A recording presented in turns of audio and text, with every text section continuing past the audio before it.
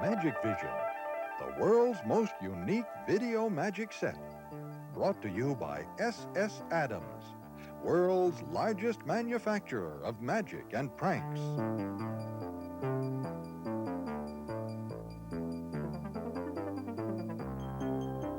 Magic is that art which has uplifted the minds and hearts of people down through the ages, creating a world of wonderment and excitement. Wonderment is a very subtle, precious emotion, often lost in the rush of modern-day life. Whether MagicVision is your first encounter with magic, or just 24 more great magic tricks in your show, as a magician, you belong to a time-honored and mysterious fellowship. From the very beginnings of history, magicians have amazed, surprised, and bewildered audiences large and small alike. To do magic tricks, you first must know the secrets. This videotape will show you the secrets and provide you with step-by-step instructions for performing each of the specially selected magic tricks that are included in your MagicVision set. When we witness the performance of a master magician like Billy Bishop, we become mystified. We realize that there must be more to the illusions he performs than what we can perceive with our senses and grasp with our minds. A good magician creates that world of wonderment and asks us for the period of his performance to believe in this world. He convinces us through his personality, showmanship, and technique that we should accept this world, not as a puzzle to be solved, but as a mystery to be experienced. A professional and master magician for more than 50 years, Billy Bishop has performed magic for audiences the world over. Billy began his career at the age of 12 when he performed for a club meeting, earning $3 for his performance. In 1942, Billy won the coveted Harry Houdini Award, becoming the youngest and last magician ever to receive it. In 1949, Billy teamed up with his wife Anne, performing in shows throughout the world, including the famous Palace Theater. They made their television debut on The Ed Sullivan Show in 1956 and have been entertaining audiences the world over ever since. Boys and girls, and moms and dads, Billy Bishop. Hi, everyone. My name is Adam, and I'm Billy's assistant. Billy will be here in just a moment. I want to take a few seconds to explain how our unique indexing system works. During Billy's presentation and step-by-step instructions, this little window with these numbers will appear on your screen. I would like you to think of the numbers as video reference numbers. These numbers are also printed on the MagicVision video reference card that is included. Once you have watched the entire program, you're going to want to try some of the tricks. Let's say you want to see the step-by-step instructions for coin penetration. Simply look up coin penetration on your video reference card. Place your VCR in play and search either forward or reverse until you reach the desired numbers. When the correct numbers appear in the window, just press play and you're on your way. Now that's what I call easy. And now, the man you've all been waiting for, Billy Bishop. Oh, that was quite a trick. Wow. Hi, everybody. I'm Billy Bishop. I'm so glad you could be with me in the magic shop today. You know, you're never too old or too young to have fun with magic. All it takes is the tricks and the know-how. MagicVision gives you both. Let's get started. Here's an interesting trick. It's called spike coin. These are the parts, a little capsule container, and there's the coin. Now, a nice plastic coin comes with this, and it's exactly the same size as a Kennedy $50. I'll use the $50, it's a little heavier. The coin nests in a little circle in the center of this box right there, and it sits right there. And then we put the cap on like this. And this is why it's called the spiked coin. We take one of these spikes, we drive it right through that coin, and it comes out the bottom, just like that pretty lady in the box. Here goes another spike right through the box. Another one. We'll place 8 spikes right through top to bottom. There they go. 2 more to go over here. And all 8 of those spikes have penetrated the coin inside the box. There they are. There's the bottom. The coins come out. Here's the top when they go in. And inside that blue capsule is the coin. Let's pull out the spikes. We'll remove the coin. And there it is, nested in that little circle, just like it was before. And it's a solid 50-cent piece, a $50. And that's what we call the spiked coin. Here's a famous classic. It's called the ball and vase. Here's the vase. Inside, of course, is the ball. A round black ball contained inside the vase. I remove the ball, place it into my pocket, put the top, the cap, back on the vase, and then we make do with the magic. We look again. The ball has returned to the vase. Ah, it's a fine trick. Put the cap back on, make some more magic. Remove the cap. Where's the ball? Back in my pocket. Once again, the ball in the vase disappears and reappears in its home in the red vase. This is called the billiard ball trick. A red ball becomes 2 balls. 2 round red balls become 3 balls. 3 red balls can become 4 red balls.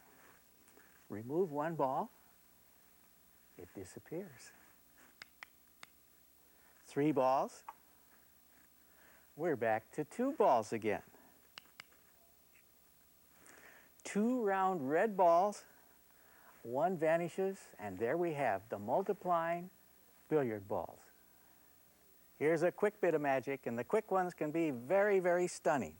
A box, it's called a card box because it will hold playing cards. A playing card into the box. Close the box, snap our fingers, open it once again. No playing card. That's the magic of the card box.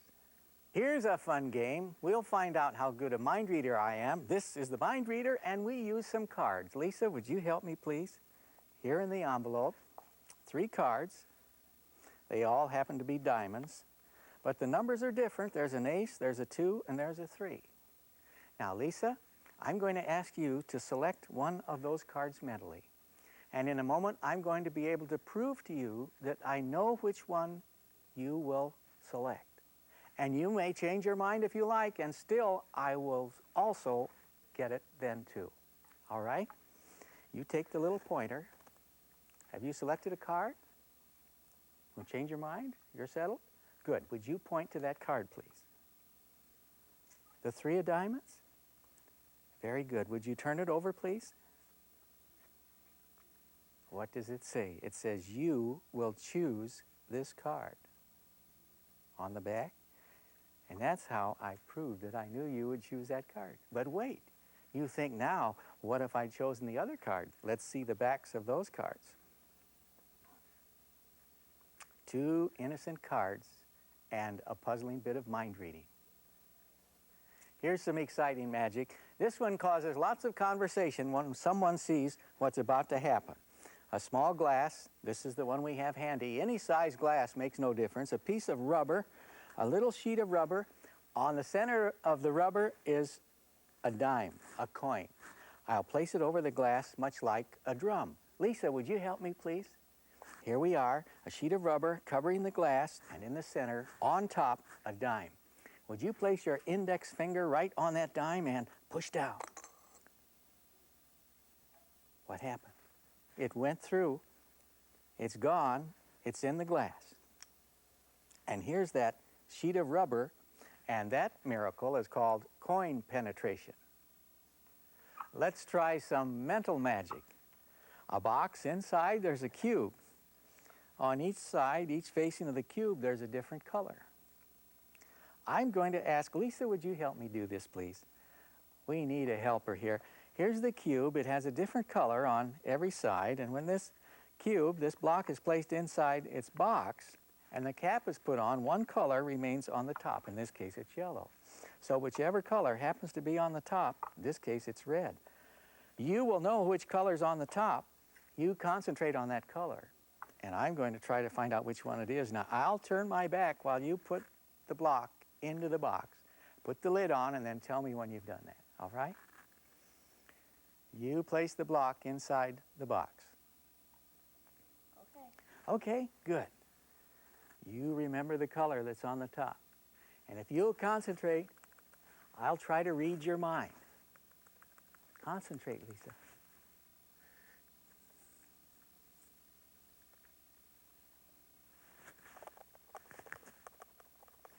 Concentrate, Lisa. Ah, it's a very bright color. It's red. That's it.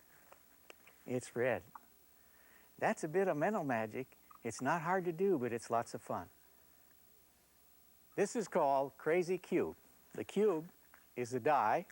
It has numbers on all sides, like a good die should have numbers. It's in two little capsules.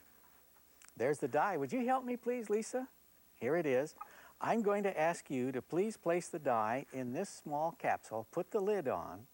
Whichever number is uppermost, I'm going to try to read your mind and reveal that number.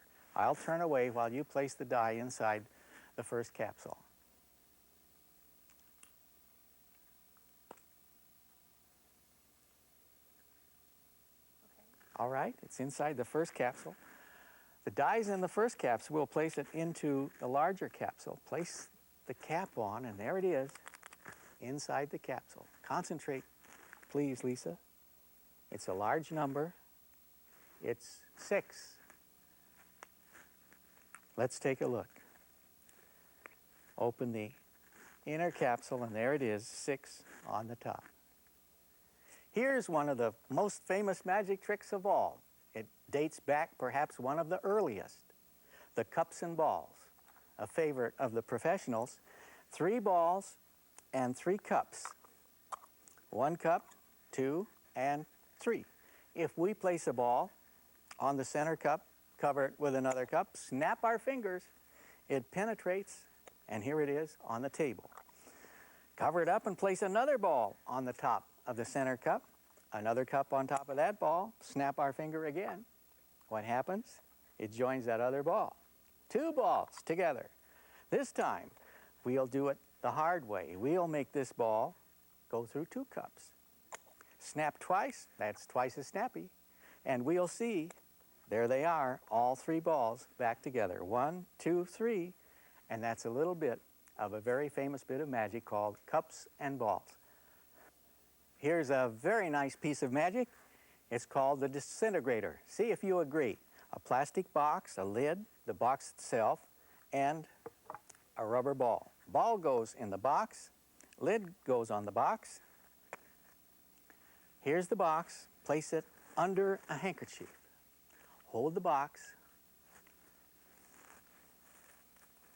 And there it is, a ball in a box in a handkerchief. Now, watch. It disintegrates, melts, dissolves, comes right through. Here is the box, a lid and the box, and that's disintegrator. Here's a fantastic coin. I'm going to try to make it disappear. I'll toss it up high, and it will be gone. On the count of 3. 1, 2, 3. Fantastic. The coin's gone. Here's a famous old classic of magic using a brass cap. There it is. A good hard metal there. And a stack of coins. In this case, 4 nickels. 4 nickels on the table. Get the edges all together nice and neatly so we can cover the nickels with the brass cap. Here we go. Get them all inside. And then make some magic. And we say, 4 nickels change into 4 dimes. Let's have a look. There they are. 1, 2, 3, 4 dimes and a brass cap. Here's the magical block. It's shiny bright red, very pretty, and it does some magic. We'll use a penny, a shiny penny too. Here's the block. We cover the penny, travel right past, and look, it's changed to a dime right before our eyes. A dime now and a magical block. Here's one that you might pay big money for. This is the kind of magic that everyone would like to do in real life. This is called the Magic Moneymaker. And here's what happens. A piece of paper goes into the moneymaker and we crank it. And it comes out the other side and it's a printed on both sides George Washington dollar bill. And you know there's 2 famous movie actors that paid $50 to own one of these magic moneymakers. Laurel and Hardy used this magic moneymaker in a feature film called The Ghostbusters. It was in the 1930s, and Dante the Magician was in the film too. But Laurel and Hardy met up with the con man, and the con man said, "You should own one of these." And so they watched the money come out, and they paid $50 for this. Won't cost you that much, but you'll have $50 worth of fun. It's the Magic Moneymaker. Here's what's called a mysterious disappearance. We'll use a dollar bill. Of course, you may use the bill that comes with the magic set. We use a little tube. We place the dollar bill in the tube. I'll roll it up like this, drop it in the tube. There we go. Now the tube becomes a capsule when we roll it into this sheet of paper. There we go. Roll it up good. Twist the ends. Encase the tube in the capsule. Twist this end. And there we have it.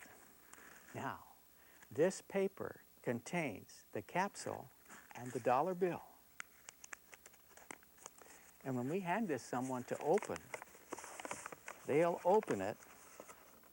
They'll find this capsule empty and an empty piece of paper. Now that's a mysterious disappearance. A very entertaining bit of magic. It's loved by everyone. It's called Peter Rabbit Goes to Town. And here's Peter Rabbit. Oh, here's Mama Rabbit. Would you help me please, Lisa? We've got Peter Rabbit and Mama Rabbit. Put Peter over here, and would you take Mama Rabbit, close your fingers around Mama Rabbit. I'll hold Peter Rabbit, but you know what Peter does when he knows Mama's someplace else. He wants to get there as quickly as he can, and so look, he's gone. Look there. There they are all together. Now, Papa, Mama Rabbit, they're together now. Close your fingers, Lisa. Thank you very much. And you know what happens when Peter Rabbit gets together with Mama Rabbit? He goes on the town. Open up, please, Lisa. There they are. They have a family. Here's a puzzler using a coin. It's a quarter, and the name of it, quarter penetration. We begin with a box, the box lid. Lid goes on the box. And we place a dime, an innocent small dime in the middle of the lid, right there. On top of the dime goes the quarter. The quarter is about to penetrate the lid, pass the dime, leave the dime where it is, and end up in the capsule. See if you hear when it goes. I heard it. There's the dime on top. Inside, there's the quarter, and that's quarter penetration. A magician and his magic wand, his symbol of magical power. You receive your magic wand and your MagicVision set, and it will do more than just aid you present all the tricks in the set. Watch. Here's the magic wand. I'll slide it down here, and I'll say, rise. It does. It's a good magic wand, and it'll help you with many of your new tricks. Oh, remember those days at the state fair, the county fair, the carnival? Oh, at the carnival, that's where you might find this one, the old 3-shell game. Hey, come on over here and have a look, folks. You can win money on this one. Here's the pea, and here's 3 shells. I'm going to place the pea under one of the shells, and all you have to do is tell me where it is, and you'll win some money. Where is it? Under the middle? Right, there it is under the middle. We'll move the shells around a little bit, and you can guess again, where is the pea? What's that? You say under the middle one? No, not under the middle one. It's over here now. Let's try it again, give you another chance. We place the pea under one of the shells. We'll start out with the middle one like this. Then we're going to move the shells around. We'll move this around, we'll move this one around, and we'll bring this one back. So guess again, folks, where's the pea? Guess the location of the little pea, and you win some money. Aha, what's that? You say over here? No, it's not over there. You say over here? No, it's not over there. That means it has to be over here. One more time, we'll see if you can follow that pea. Place it up here, and we're going to put it under the center shell to begin. Here it goes, right there. Move this shell, move this shell, move this one back, move this one back, and move this one back. Where you say is it? No, over here? No, it's not over there. Over here? No, it's not over there. Maybe it's over here. No, it's right here. It may not be under any of the shells. That's the way the guy wins sometimes. Don't bet on the 3-shell game, but it's a great game for fun, and it's a little bit of clever magic that you can do too. Many professionals have featured this next magic trick, including the great famous Harry Houdini. This is the Siberian chain and padlock escape. It's simple when you know the secret. Here's the chain. It has 2 larger rings on it. There's the padlock. I'll make a loop. Would you help me, please, Lisa? I'll make a ring, circle, by passing the chain through the large loop, and then I'll put it over my hand like this. There it is. Now we'll pull this one tight. Now, I'll put the next hand right here. Would you take the end of the chain, please, Lisa? Pull it as tightly as you can, and put the padlock in the other hand, and padlock the end of that chain, or as much of that chain as you can get, next to that next ring there. You should be able to get it down there if you pull on it. Good. Is it on? Is that tight? It is tight. It looks wonderful. It feels tight, too. Watch. Houdini would do it like this, and he would say, "How do you do, folks?" And he'd put his hand down again, and he'd come up, and he'd say, "Is it tight?" And again, it's tight. That's the Siberian chain escape, often called the Houdini escape, too. It's an exciting bit of magic, and it's not hard to learn. Keep your eye on the red handkerchief. This red handkerchief is going to do something interesting. Watch. I'm going to poke it into my left fist. It becomes smaller and smaller, less visible, and smaller and smaller and smaller. And then, watch. Gone. There it is. Over here, grasp a little something from here and from there and from there. Look. The red handkerchief is back again. Many of the world's greatest magicians have performed this bit of magic, and you can do it too because it's easy. You take a handkerchief, you stuff it into your fist like this, a handkerchief.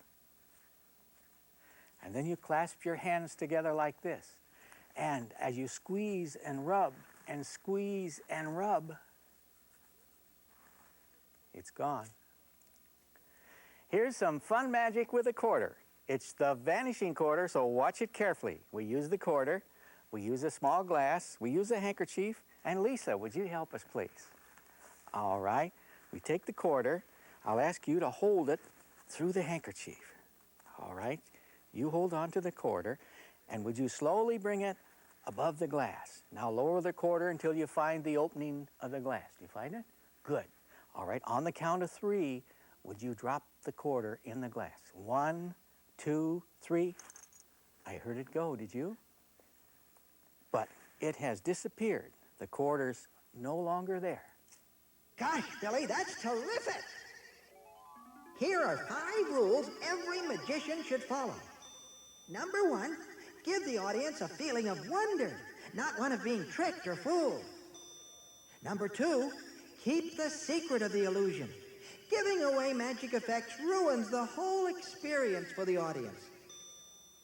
Number 3, practice the tricks over and over again with the videotape in front of a mirror or on camera until your performance seems effortless. Number 4, never tell the audience in advance what you're going to do. It will detract from your performance. Number 5, never repeat a trick, no matter how much the audience begs to see it again. There are 4 major parts to every trick. They are the effect, the secret, the preparation, and the performance.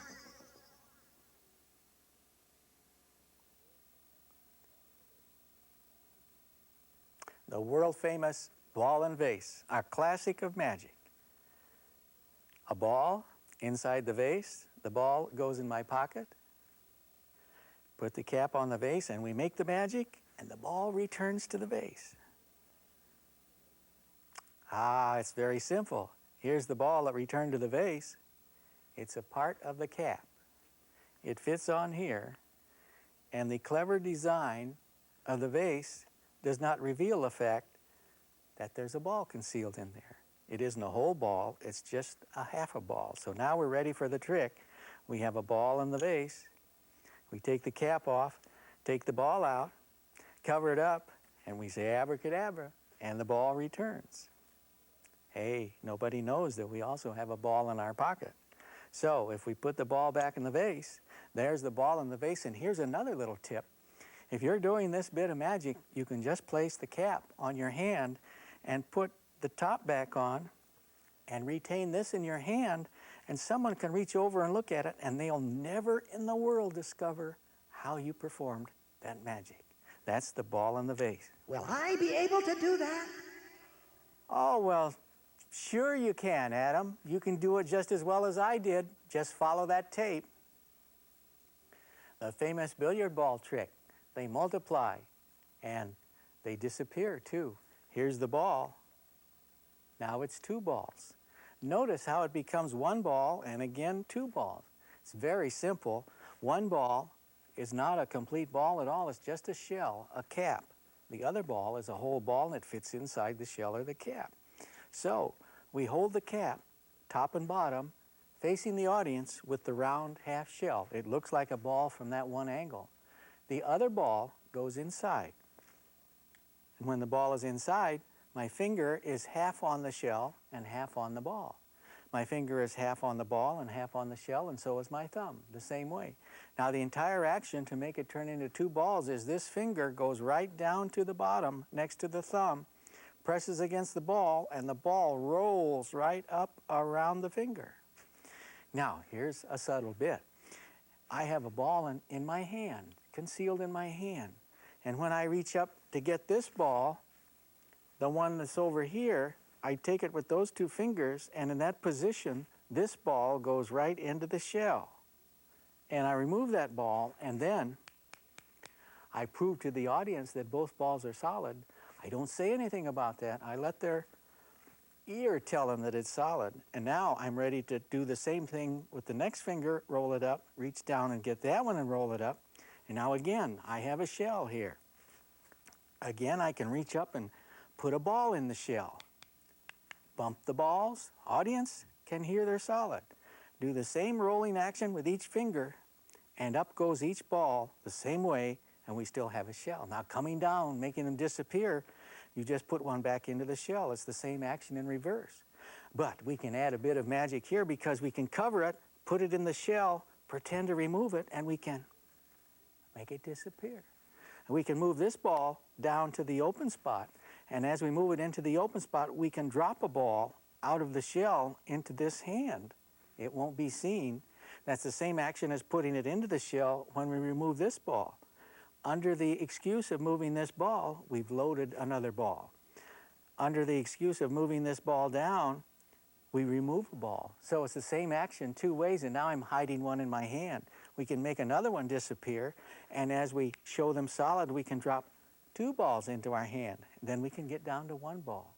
Now it's fun at this point when we have 2 balls if we pretend to take one and it disappears.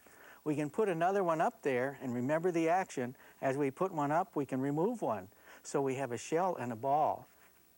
And then I can say, oops, there it is on your collar, or there it is on your sleeve, and it came back again. But this is so much fun, the billiard balls. I can put on a show for myself. I hold it like this so my audience can see the front of the shell. I can do it in front of a mirror, and I can watch the show myself. An easy way to practice. Lots of fun.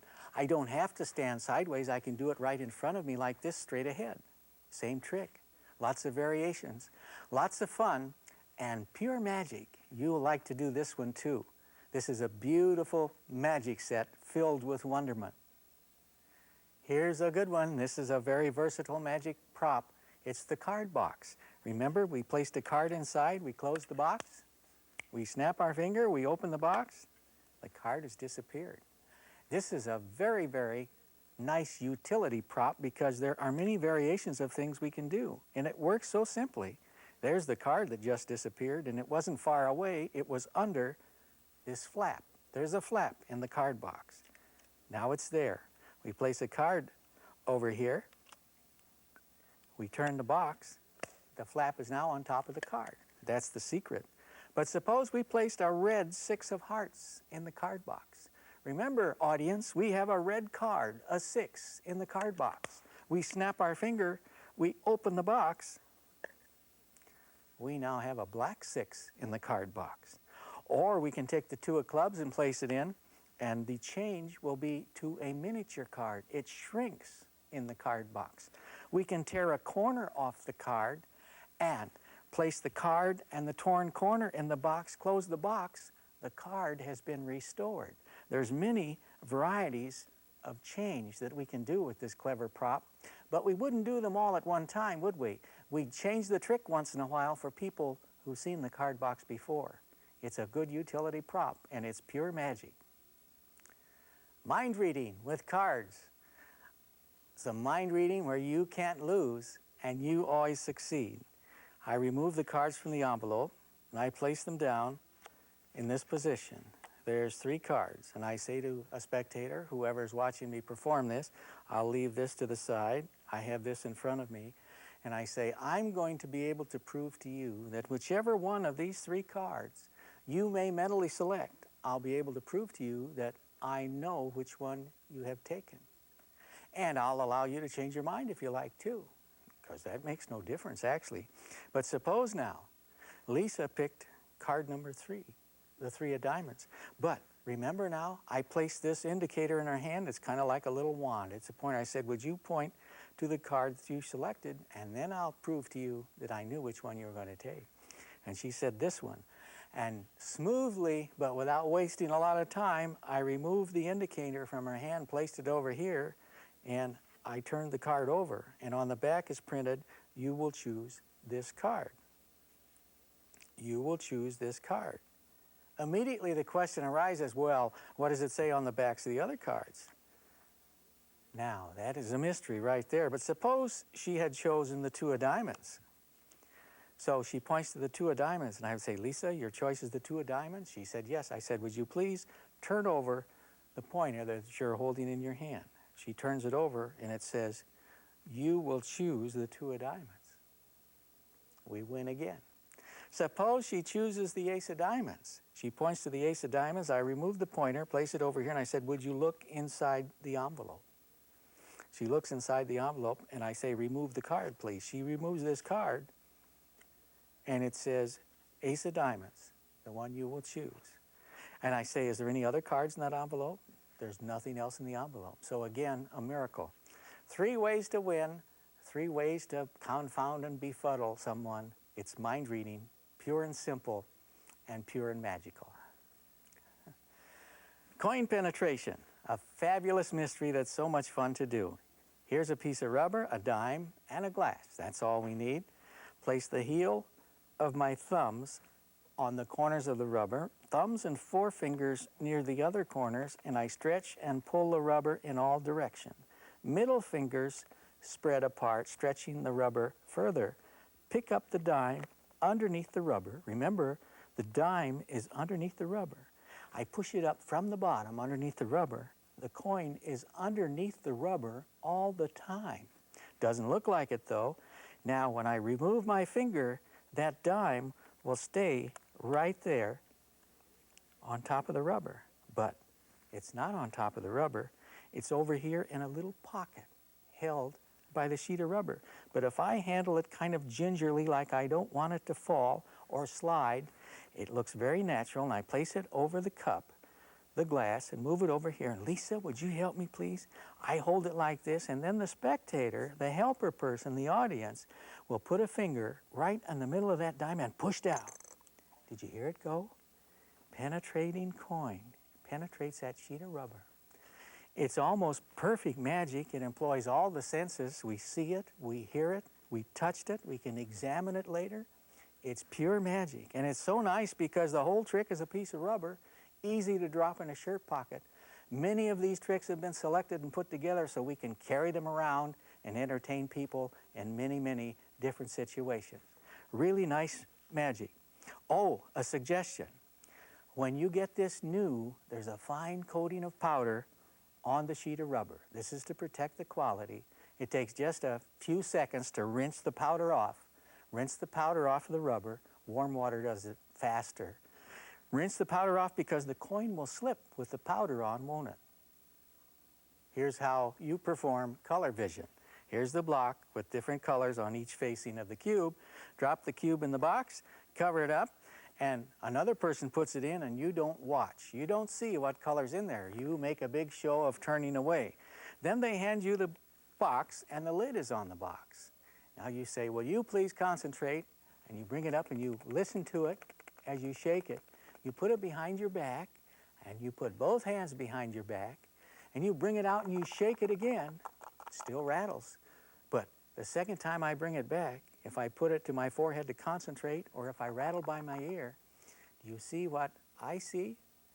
Here's the color. It jumps out at me. I don't even have to look at it because when it was behind my back, with two hands, I moved the lid over to the side. I held the box like this. It looks like I'm holding the box correctly, but this is the side the audience sees, and this is the side the magician sees. And then I merely reverse the action. I put it behind my back, put the cap back in its proper place, and one more time, I delay revealing the answer, and then I think hard, and then I say, I believe it was green. And we know how we found out. It was very simple. And incidentally, this is a trick you can do more than one time because someone else in the party will say, let me try that. And they'll try to figure out how you do it. Don't do it too many times, but you can repeat it. Color vision, lots of fun. Crazy Cube, some befuddling magic that's lots of fun. And this one will keep people guessing.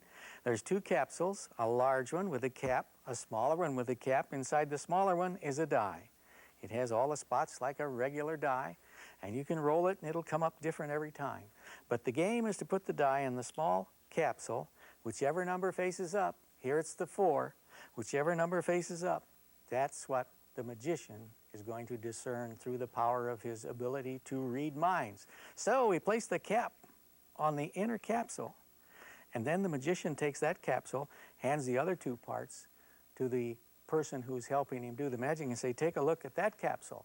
Does it look all right? And then when they're looking at that capsule, you peek on the top of the red cap, and you can see a glow through that cap of what that number is. And here, it's a 4. I don't know if you can see the 4, but up close, it just jumps out at you. And you just take a peek, and you know that that top number is a 4. And then you say, was the capsule all right? They say it was fine. You put this one in upside down, put that one on, and now you commence with the showmanship, the mind reading.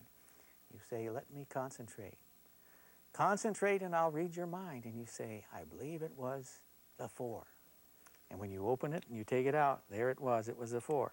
But the secret was, when it goes in the first capsule, the inner capsule, tip the die so it falls against the red cap, and you can see the black numbers. They shine right through. They holler out, I'm the 4, and you can see it ever so clearly. It's a good trick. You'll like it, and people will wonder how you ever did it. The world-famous cups and balls, one of the true classics of magic. I'm going to show you how it works. It's easy to perform. 3 balls and 3 cups. Here are the cups, but the secret, we don't reveal that we have a 4th ball. The 4th ball is inside the middle cup. So we place 3 balls on the table, and now we say, and 3 cups. 1 cup goes here, 1 cup goes here, and this cup has a ball inside. And the 3rd cup goes here. We place a ball on top of the center cup, cover it with another cup, snap our fingers, and it penetrates, goes right through just like that. Remember now, we have a ball in the 2nd cup right here. So if I take that cup, place it on top, we have loaded a 2nd ball, snap, and of course, there are 2 balls on the table. Again, a ball under this one, and if it goes on top of the 2 on the table, we really have 3 balls there. This one goes here, and we say, this time the hard way, through 2 cups, and of course it goes right through just like this. The disintegrator, a plastic box, a lid, the box, the container, and a rubber ball. Rubber balls goes in the box, and remember, the rubber ball is going to vanish out of this box. But first, we wrap it, holding it lid uppermost, into a handkerchief. And now from the outside, I grasp the box with the right hand. But all I hold on to is the lid, and I pull the box free, turn it upside down, drop the ball in my hand, and I push the bottom of the box into the lid. It's easy to do. I just turn it over so the ball will come out in my hand. Now, I can give this to someone to hold, or as I bring it out, I can grasp it like this. And there it is, ball in the box in the handkerchief, and the secret, the ball is already out and it's in my hand. Here's the principle of magic. When you hide something in your hand, give your hand something to do. If I'm holding something else in my hand, this hand becomes innocent. This hand, of course, can be shown freely. Now, if I hold it like this and lift it up, principle of magic. If something moves, the audience eye will follow what's moving. This hand must keep still because it's holding something secret. Again, I move this, I look at it, audience follows my look and the action. Then I stroke it gently and I drop the ball. I pour the box out, the lid comes apart as though the box fell open, and that's how the ball gets out of the handkerchief. A wonderful trick. Fantastic coin. And it looks fantastic when it vanishes, and it vanishes oh so easy. I'm going to give it a little toss in the air, but first my hand makes a downward swing to the side of my coat, and it sticks right over here because I have a magnet inside my pocket, and this is a metal coin. Here's the magnet in the pocket. And so I go, watch the coin, and I get rid of the coin quickly, but I delay revealing that it's already gone. That's the principle of magic. Delay the climax. And when I'm ready, I toss. And I look too, because a magician must be an actor, and that's the principle of magic. Where the magician looks, the audience will tend to look. That's part of the mystery. Interesting fact, here's a quarter, a Canadian quarter, and few people know that Canadian money, nickels, quarters, have iron content. And this means that they are magnetized too and will stick. Here's a Canadian quarter right here. Now we can do some interesting things. I can have a quarter and I can say, watch the $50, and I'll go like this, and I change it to American quarter. Of course, I was holding them both together at the same time. That's easy to do. I can pretend to throw it to a friend and it's gone. It's a very, very useful prop. And keep the secret. Don't tell people about how to use the magnet. And you can make things disappear in very strange ways. Nickels to dimes, a well-crafted, well-conceived bit of magic. A brass cap, a little cup, good metal, it'll last a long time. A stack of coins, 4 nickels. We put the nickels down and then we get the edges all together. Notice that the top coin slides around, and this gives the appearance of the nickels being loose, which suggests that there are more than 1 nickel. But there is only 1 nickel, and it's on top of this piece. This piece is hiding the dimes, and look at this. Grooves exactly the size of nickels, one nickel on top, and when you hold this piece, it looks like 4 nickels. Now it's easy to insert the dimes in the bottom. They're smaller, and just hold it in a little pinch like a little sandwich, and there you have the package ready to go. 4 dimes concealed under 4 nickels, and the top one's loose. We put the nickels down, and we pretend like we're going to straighten up the stack so we can cover it with the cap. That's exactly what we do. We put the cap on, we give it a gentle press, a little push, but we don't make it apparent. Just a gentle, easy press, and we say 4 nickels. Change to 4 dimes. We turn the cap face up. We can see there's nothing in there, and there are the 4 dimes. 1, 2, 3, 4, and there's the cap. A classic of magic. 4 nickels changed to 4 dimes, and you can do it so easily. Now there's one piece I didn't show you. It's very important to the magic because inside this cap, and it's machined so delicately, such a fine fit, the nickel piece is inside the cap.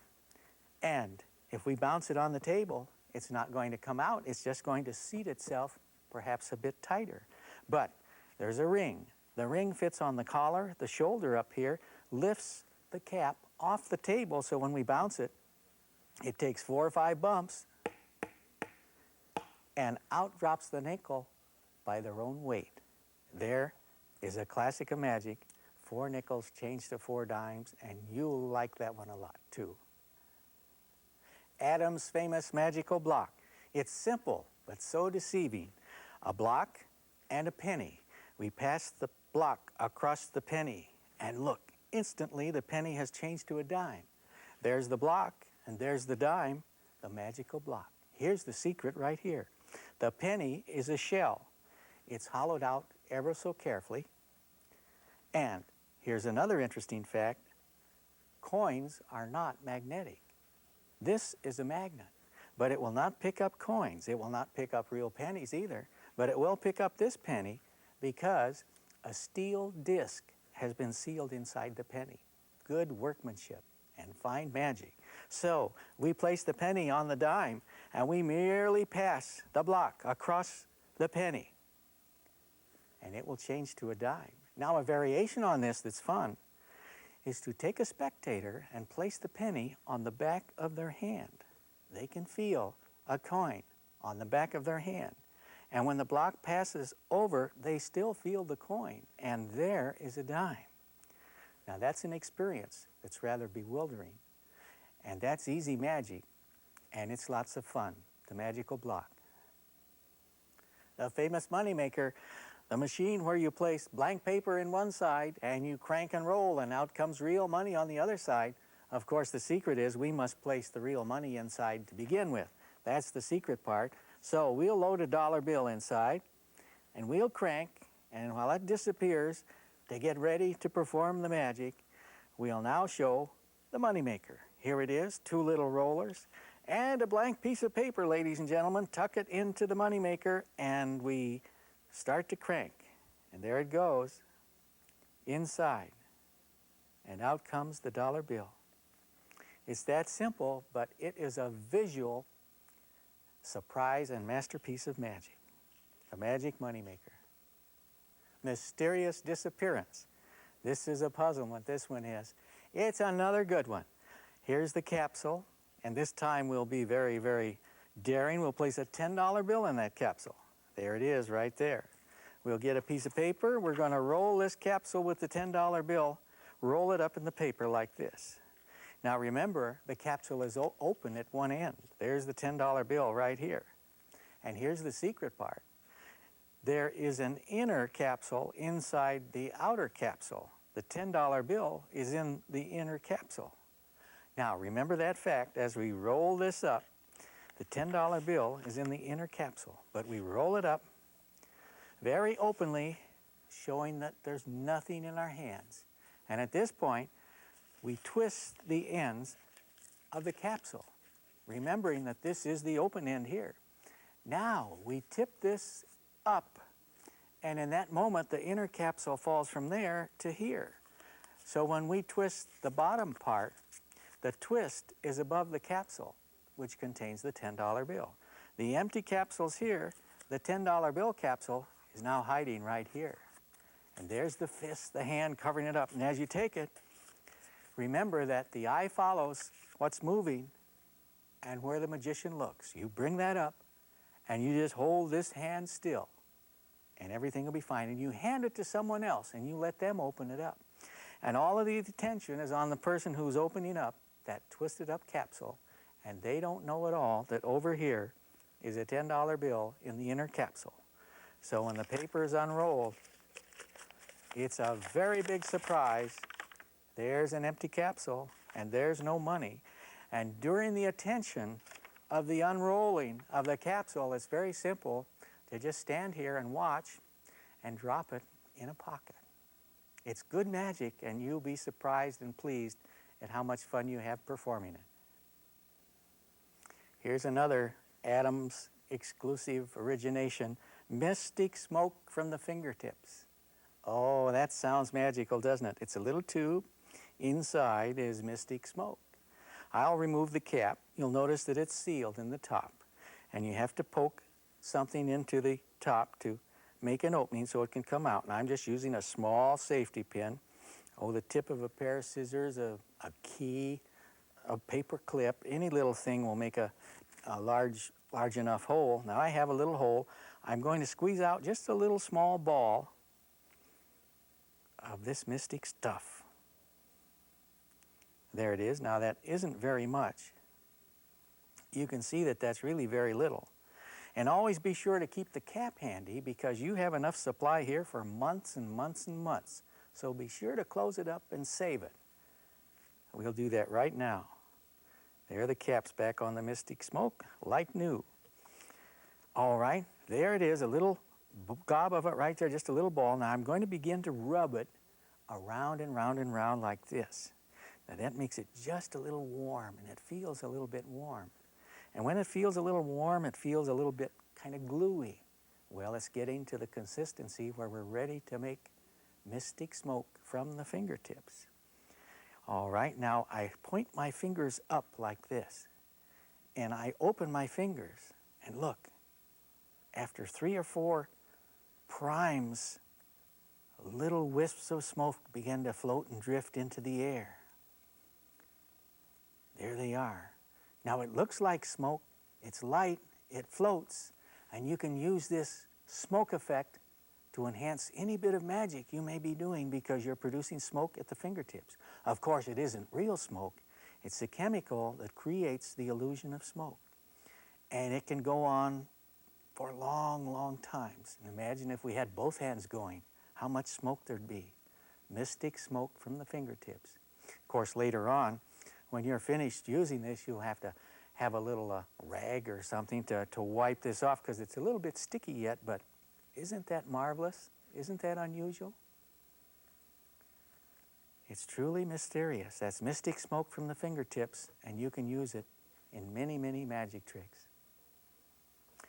Peter Rabbit Goes to Town. A simple yet so entertaining, a great bit of magic. Lisa, would you help me again, please? Here they are. Here's Peter Rabbit, and here's Mama Rabbit. And I'm going to take Peter Rabbit and put him over here. I'll take Mama Rabbit and put her over here. Close your fingers. You're holding Mama Rabbit. I'm holding Peter. But you know what Peter does? When he knows where Mama is, he disappears and he goes over there. I'll do that again. Now, you have both of them, don't you? That's the first step in this bit of magic. And I picked one up and I put it in my hand. But I picked it up. It's resting on my 4 fingers upside down. I put it over here and I dragged my hand out. I didn't even remove my thumb. I just went like this, and it's still exactly where it was. I touched my palm, closed my hand, and went like this. It's a believable action. Why make it hard? It's easy. I just place the rabbit on my 4 fingers behind the tips, so when it's like this, you can't see the rabbit, and I place it over here, and I close my hand.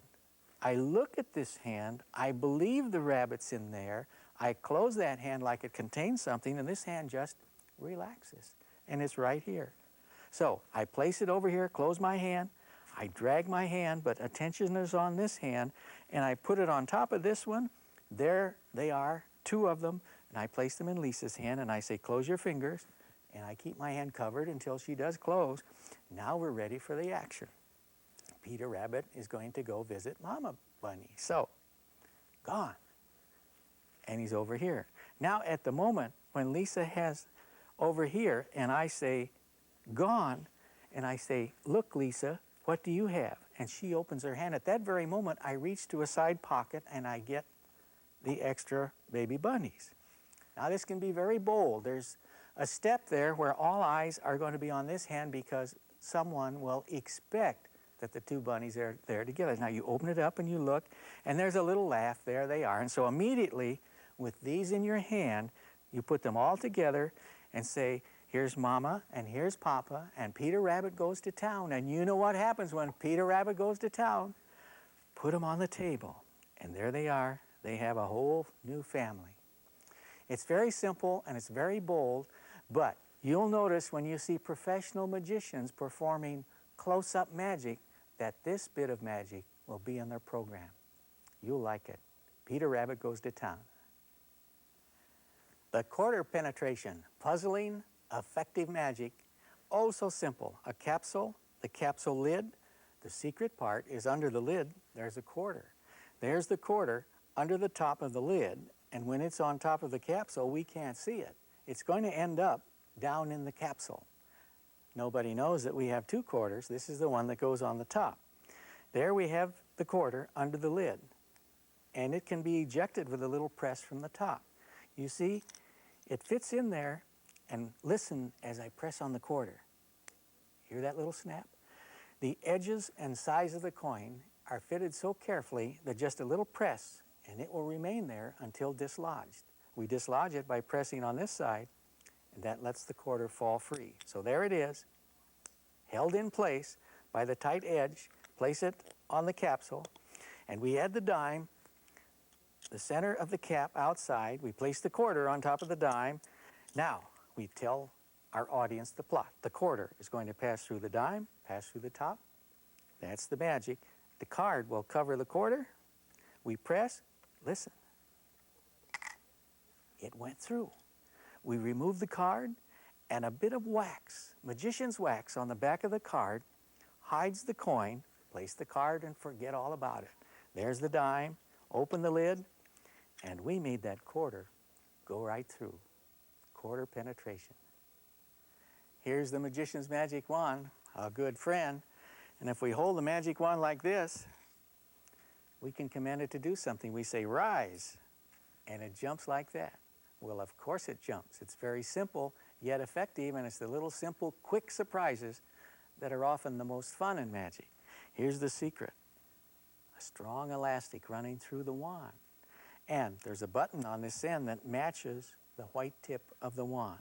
So if I slip the button outside of my fingers, so I can move the wand there or move my hand up, the black shaft of the wand hides the thread, the elastic thread, and when I release pressure, it will jump. Now I can have it go slow, in steps, and a good hint, a little talcum powder on your hand, and it'll just slide any way you want it to, and ever so gracefully. The rising wand, a surprise extra when you're using your wand for some larger magical effect.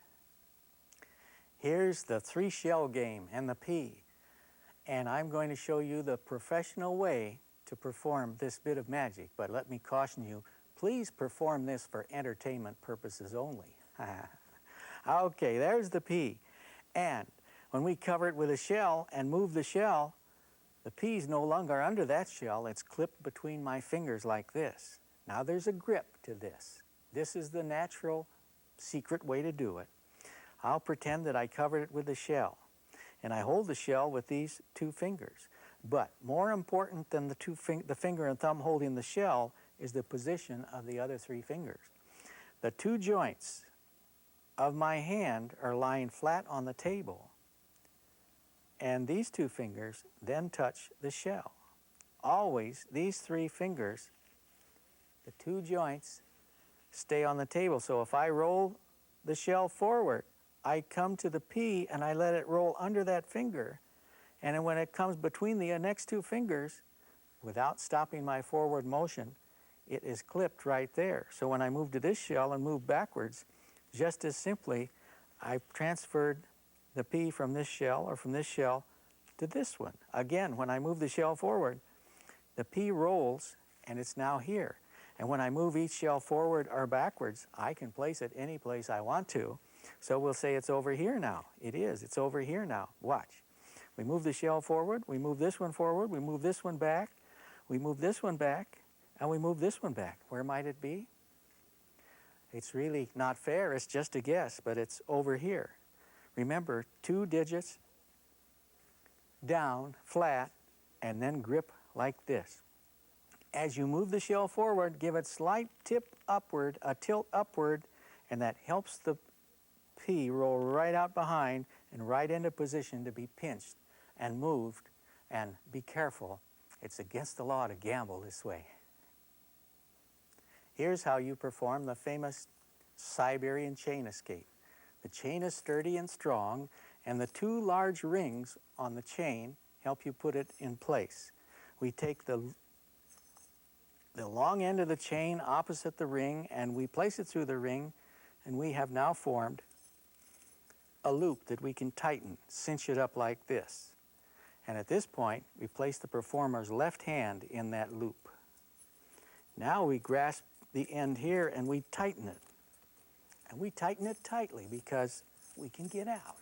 Now, we ask for help. Lisa, you're here. Thank you.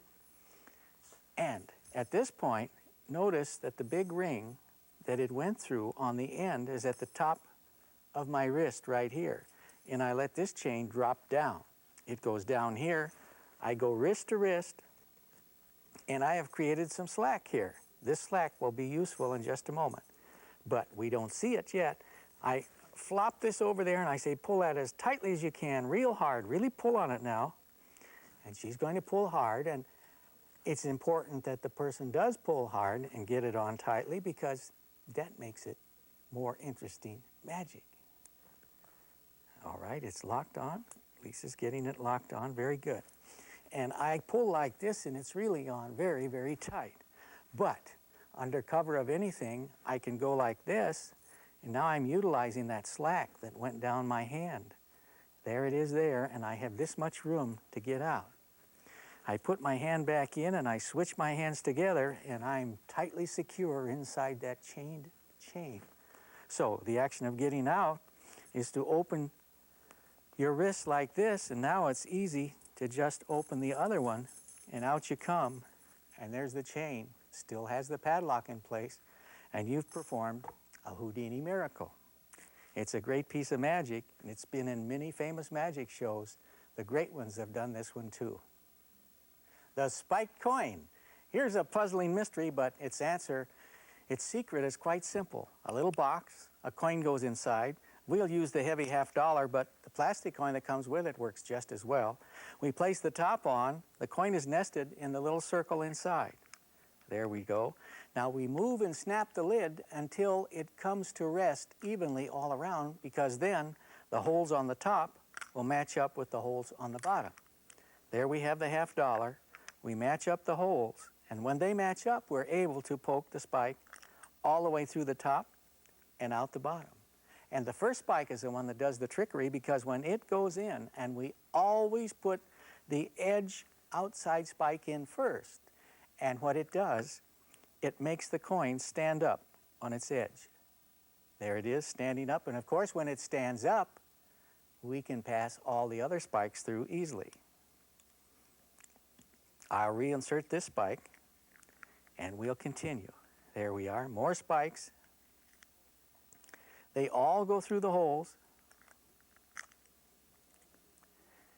And we have done the same thing as putting a beautiful lady in a box and placing swords through it. It's a pocket-sized traveling version of a great magical illusion. There are the spikes that come out the bottom. We remove them, and inside, there's the $50. It looks like it's been there all the time. No one knows that it stood up for us, helped us do the trick. Clever magic. A moment ago, we performed a magic trick with a small handkerchief. I stuffed it in my hand, and that's what we're going to do now. But this time, we're going to use something different. I'll pour some salt into my fist like this. White salt, very visible, could be sugar. Instead of a handkerchief, it could be salt, it could be sugar. We could put a dollar bill in there, and look, there we go, a fistful of salt, possibly. Just get it all in there. Gone. And where did it go? In the magician's thumb tip, a secret prop that's very versatile. You can put many things in there. In fact, has salt in it now, and if I want to put it back in my hand, I can go like this. And there comes some salt. Where's it coming from? From the thumb tip, the magician's thumb tip. And you can get many things in there. Now, it looks rather large, but it isn't so large when you're wearing it and performing magic. And here's a tip about the thumb tip. When you're wearing it, don't hold it like this, and don't hold the two thumbs close together, and point the thumb right at your audience, and they're not so apt to notice anything. And here's the principle of magic. Believe it'll work, and it will. You don't have to feel guilty about wearing the thumb tip. It's one of the magician's best friends. Remember when we did the vanisher? We're in position to begin right now. A big red handkerchief and the vanisher. The secret, quite simple, but so effective and so versatile. Here's the vanisher right under my coat.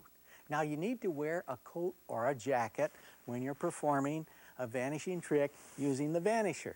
Magicians sometimes use another name for the vanisher.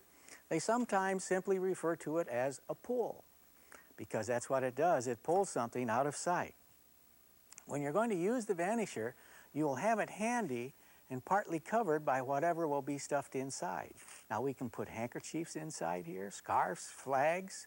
We can put dollar bills, all kinds of dollar bills, any kinds of paper, coins, wrap them in a handkerchief, and then when we want to, we let go of the vanisher, and it's gone. Now, here's a hint. It's a principle of magic.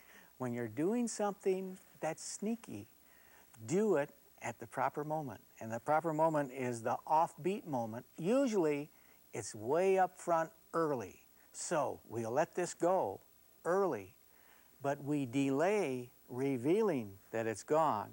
And during that delay, we move our hands a bit farther away from where the vanisher went. And then it's more magical. That's the vanisher. It's useful, and the great magicians of the world have all used it many times. The vanishing quarter, a very simple yet effective piece of magic, and it's easy to do. Here's the quarter, and in my hand is the quarter, and we're going to hold it through the handkerchief, and you can feel the figure, the size and shape of the quarter, but we let someone else hold it because that makes it more magical. Now, here's the trickery. We use this glass, and in addition to the quarter, in my hand, I have a round disc, same size as a quarter, a disc of glass. So when I place it underneath the handkerchief, would you come help me, please, Lisa? I switch and let her hold, there's the shape of the coin, and I let her hold the glass shape, which is the same size as a coin, and through the handkerchief, who would know whether it's a real quarter or not? I have the quarter over here in my hand. So I say, now would you get the handkerchief above the glass and feel your way right to the glass. And when you drop that quarter, I'll count to 3, and then you drop the quarter. Notice now I'm holding the handkerchief with 2 corners. Over here is the real quarter. Remember the principle of magic? When you're hiding something, give that hand something to do. It has something to do. It's holding a corner of the handkerchief. All right, here we go. I will count to 3, and you will drop the quarter. It's important here that we have someone listen to hear that quarter drop. That's realism. That enhances the mystery later. All right, I'll count to 3 and drop the quarter in the glass. 1, 2, 3. I heard it. Did you hear it? It's gone. It's no longer there. It's gone. Interesting, too, you can do this with liquid in the glass. May not make as much noise, but visually it can be very mysterious. A real good bit of magic. What a great magic set! If magic is your hobby, it will help you to acquire dexterity, enable you to gain poise and confidence, and give you insight into how people think. Magic can be staged under almost every conceivable condition.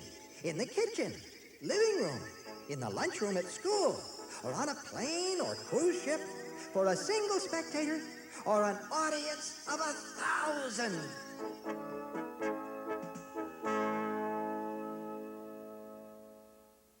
Be sure to look for all these other Adams products at stores everywhere.